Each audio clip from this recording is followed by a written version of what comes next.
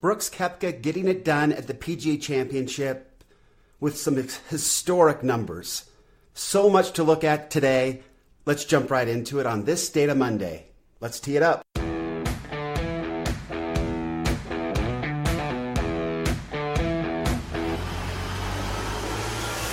Welcome to Data Access Golf, your home for rapid golf improvement.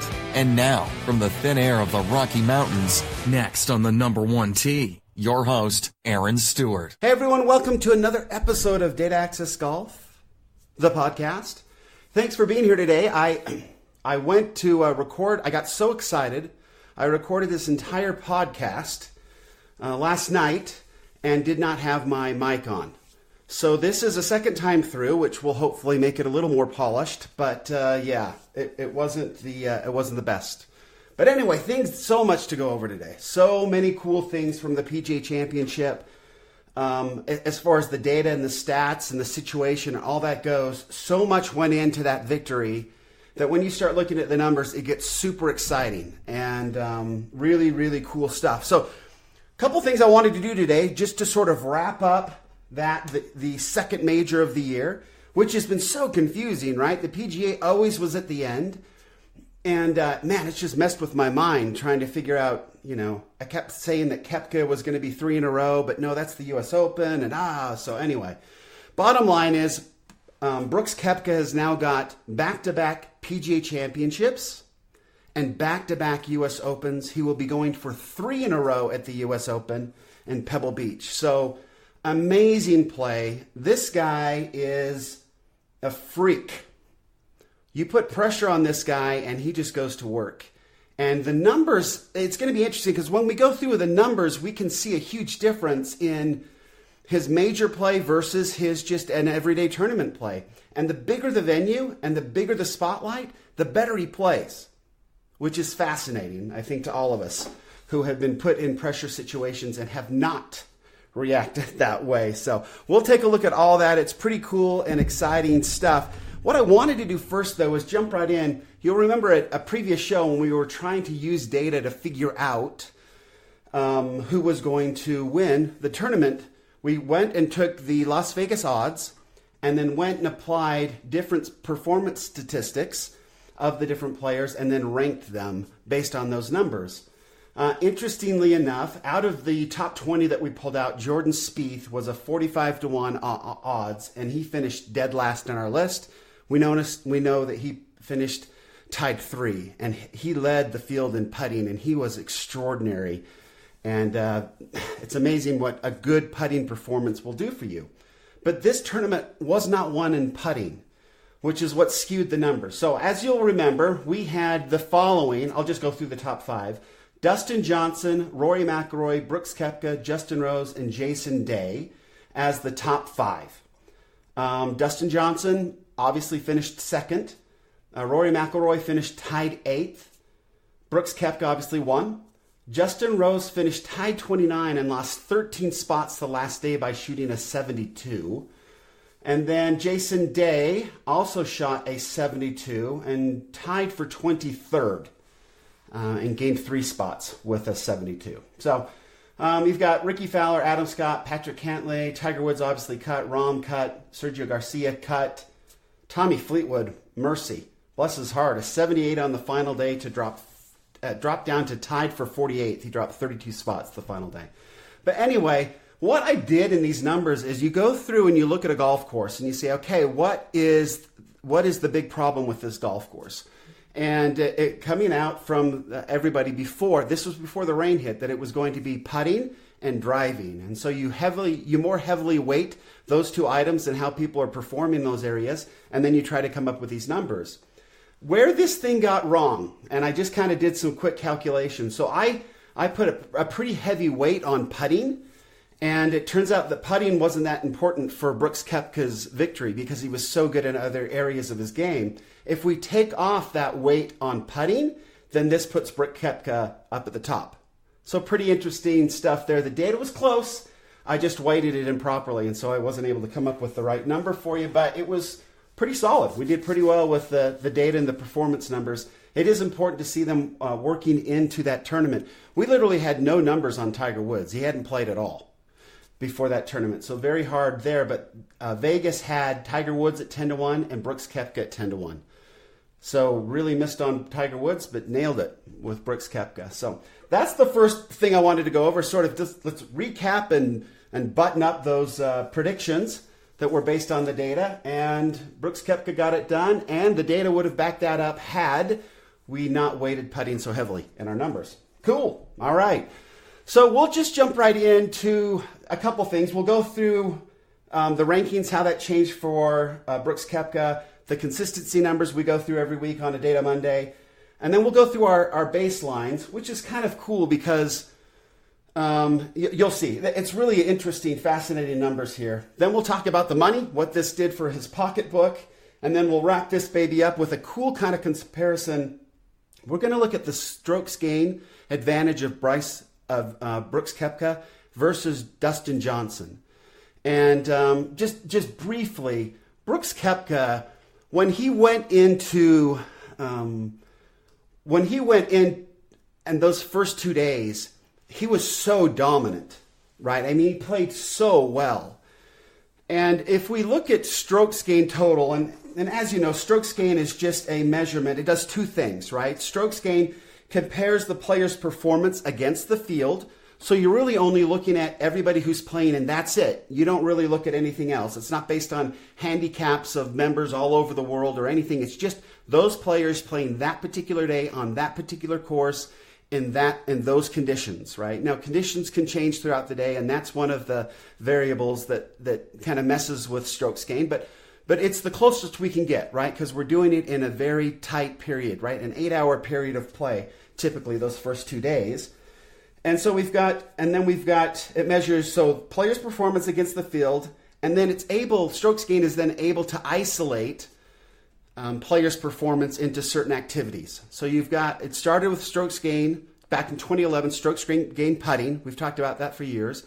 And then we had strokes gain off the tee and strokes gain putting, I think, in 2014. And now we've got strokes gain around the green, strokes gain putting, strokes gain tee to green, and strokes gain tee, off the tee, right? So now we put those all together, and that becomes our strokes gained total. I'm having hard time with that word today. So that's our strokes gained total.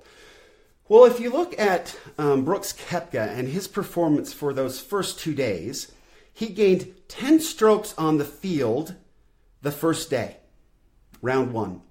He gained 6.6 strokes on the field the second day for a 16.709 strokes gain total advantage over the field. Now, what does that mean?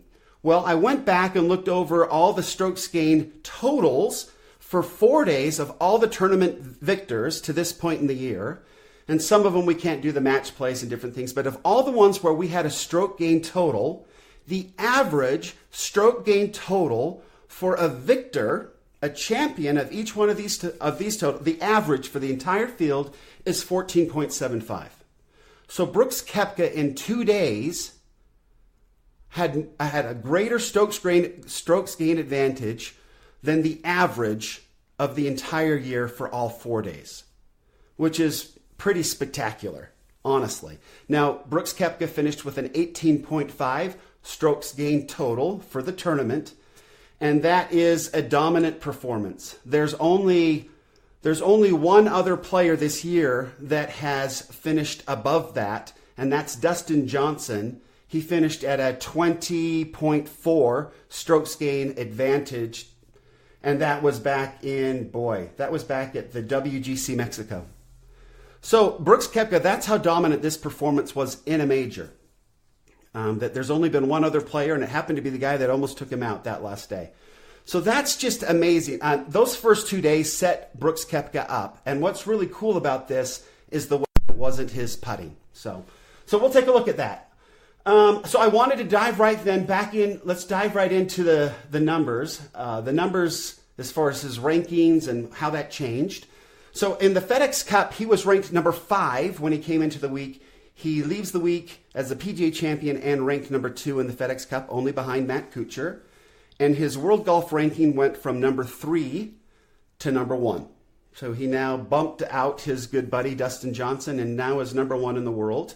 As far as his consistency number, and the consistency number basically is the number of PGA Tour events he has entered, divided by the number of cuts he has made, and that provides a number. In this case, he has been in 115 PGA Tour events, and he has made the cut 96 times for a consistency percentage of 83%. And as you look over the numbers, obviously the only person that we have in the 90s is Tiger Woods. He missed the cut this time. That's going to hurt that a little bit. But kind of give you an idea of the type of player we're talking about. Those players that are in the 80s that have won this year, Rory McIlroy, Francisco Molinari, Dustin Johnson, Phil Mickelson, and Justin Rose. Okay? So those are the names. So this consistency number is really a good way to, over time, identify elite players. And by elite, I mean those that are consistent week in and week out, suggesting that they have a very good understanding of what their swing's doing. And they're very consistent from top to bottom. And if you went and looked at their games, statistically, they are solid in every aspect of the game. They take time to work on every aspect of their game, which is the whole impetus behind developing the benchmarks way of practicing that we always talk about. So we are going to jump into those right now, and it's pretty fascinating. So as you know, we will look at Brooks Koepka's statistics from this week's performance, the PGA Championships performance, and then versus his 28 for the entire year. Our benchmarks are set up based on an entire year on the PGA Tour. So they are tied to the PGA Tour's statistics. So driving accuracy, we'll start with that. Brooks Koepka on this very difficult, tight course. I mean, I saw some of those fairways looked ridiculous to me, ridiculously narrow. He averaged 57% driving accuracy. And for 2018, he averaged 57%. Okay, so he was dead on his average from 2018 in a course that is far more difficult with the wind that was blowing up to 25 miles an hour on that last day. That is amazing. His driving accuracy for the week on that course is amazing because it equals what he normally does. Now, our benchmark for driving accuracy, where we measure our game against, is 55%. So if we were performing less than 55%, hitting less than 55% of our fairways with our drivers, we would want to work on that aspect of the game. That's what these benchmarks mean. So those players, just to give us an idea of how legitimate these benchmarks are, those that are averaging less than 55% with their driver: Rory McIlroy, Phil Mickelson, and Tony Finau. Okay, greens in regulation. And this was something else. This is where Brooks Koepka won the tournament. He hit 74% of his greens. Now his 2018 average was 68%. So he was 6 points higher in this major versus his entire 2018 average. Our benchmark for greens in regulation is 65%. And those popular players that hit less than 65%, Phil Mickelson, Jason Duffner, and Patrick Reed, to kind of give you an idea where we're at. As far as sand saves, Brooks Koepka was only in the sand once and he didn't get up and down. So it's 0%, but he wasn't in there very much. His 2018 average was 54% out of the sand. Our benchmark is 45%. So Brooks Koepka would be okay as far as we're concerned. With the sand play, those that are less than 45%, Tony Finau, Bubba Watson, and Gary Woodland. And as many of you know, this worries me. It's a bit concerning because Tony Finau did give me a bunker lesson. So anyway, but I believe that is when Tony was working with David Ledbetter, so you would expect it not to be very good. Is that fair? Can I say that? Does that get me fired? I guess it's my own podcast, so. Anyway, strokes gained putting. So, Brooks Koepka, again, he averaged 1.148 strokes gained putting advantage over the field per day. So he picked up 4 strokes for the entire tournament. which is good, but I think, what was it? Jordan Spieth, I think, was strokes gained putting was like 10 strokes the final round or something. I mean, he just putted like crazy. Now, Brooks Koepka's 2018 average was .168. So putted quite a bit better than his average, 1 stroke per round better than his average, but still not up there. We don't have a strokes gained number because that is obviously based on the field. His scrambling number, he was up and down 63% of the time on a very difficult golf course, and his 2018 average was 63%. Our benchmark for scrambling, which is essentially anywhere within 30 yards of the green, right, is 55%. So Brooks Koepka is just fine there as well. Okay, putting. And these putting numbers, again, they don't track putting in these individual tournaments to this degree. So we just look at 2018 numbers for the year. But putting from 20 to 25 feet, Brooks Koepka made 10% in 2018. Our benchmark is 9%. So very close there. Those that make less than 9%, Jordan Spieth and Jim Furyk. Okay, putting from 15 to 20 feet, 20%. Brooks Koepka makes 20% of those. Our benchmark is 17%, and those that make less than 17% in 2018 were Rory McIlroy, Dustin Johnson, and Paul Casey. So again, a good benchmark there. Putting from 10 to 15 feet, Brooks Koepka makes 31% of those. Our benchmark is 28%. Patrick Reed, Keegan Bradley, and Francisco Molinari are players that make less than 28% from 10 to 15 feet. And 5-foot putts, Brooks Koepka makes 79% of those in 2018. Our benchmark is 80%. So Brooks Koepka would be one that would be below that, but also Ian Poulter and John Rahm. That would be, as far as putting goes, that would be the weakness for Brooks Koepka, 5 feet, his 5-footers. Putts per round, Brooks Koepka averages 28.76 putts per round. Our benchmark is 30, so he's okay there. So again, looking at this, Brooks Koepka, I thought, was fascinating. 57% of his fairways for this week, and that was his average. And then in scrambling, 63% for this week, and that's his average in 2018. But again, as you run across these numbers, these elite players, their numbers typically are above these benchmarks all the way across. Well, some of the players that are less elite, right, 70, 60, 50% consistency ratings making cuts, you'll see some of their numbers quite below these benchmarks, and that's where the inconsistency kind of hurts their elite status because they don't make cuts every single week. So I think that there's a nice correlation there, and we probably could come up with a pretty cool number to predict that year to year. But okay, so the money. This is always a fun part. So for his victory, Brooks Koepka was awarded $1.98 million, almost $2 million. He did it in 272 strokes. So per day, he earned $495,000 for 5 hours of work, which equals out to $99,000 an hour, which is a good wage.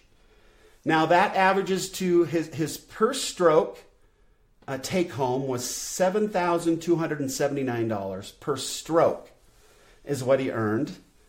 As far as his career money, we like to look at this and see what his per tournament take home is when he makes a cut.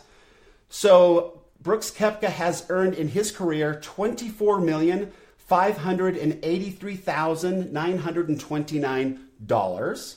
He has made 96 cuts, as we talked about earlier today. So his per tournament take home, if he makes the cut, is $256,082. Per tournament, that's what he averages if you throw this in. Those that are above that average, Tiger Woods, he averages $367,000 per cut. Rory McIlroy averages $334,000 per cut. Dustin Johnson averages $293,000 per cut. And let's see, Justin Thomas averages $273,890 per cut. So those guys are above Brooks Koepka, but obviously Brooks Koepka is one of the elite in that regard. Cool. Okay, so just wanted to wrap this up then. I know it's been a little bit longer, but there's just so much cool data on this. I wanted to wrap it up with a comparison between Dustin Johnson and Brooks Koepka with their strokes gained numbers. And these are quite fascinating. So off the tee, Dustin Johnson actually led the field and gained 7.2 strokes on the field from the tee with his driver. Brooks Koepka was second at 6.7 strokes gained over the course of the tournament. So those two were very close. The tee ball was very important in finishing well at this golf course, period. That's where they dominated the field, finished 1 and 2. Now, Brooks Koepka, this is where he sort of got out in front of the field and basically put the field away. His approach to the green, his approach shots, he gained on the field 9.5 strokes. That was number one position. Tee to green, again, because of off the tee and those numbers, 17.3 strokes on the field, finishing him in first. Obviously, his strokes gained total is based on his score. He finished first there as well. Where it's very interesting, his strokes gained putting was 1.148, which was 1 stroke higher than his average in 2018, but that put him at 46th place in the field for putting. So putting did not get it done for Brooks Koepka. Now around the green, which is 30 yards and in, Brooks Koepka only gained 1.1 stroke for the entire 4 rounds, only 1 stroke. Same thing with putting, only 1 stroke. But around the green, he finished 31st place. So again, it wasn't the short game around the green, and it wasn't putting. This tournament was won off the tee with the driver, and then the approach shots into the green. That's where he dominated, and that's where he won. And we look at Dustin Johnson. He finished 14th in approach to the green and gained 4 strokes on the field. But he was putting, he finished 20th and gained 3 strokes on the field. Around the green, he finished 16th at essentially 2 strokes on the field. And tee to green, he finished 3rd at 13.5. So if you look at Dustin Johnson's performance, he basically gained 4 strokes on the field every single round.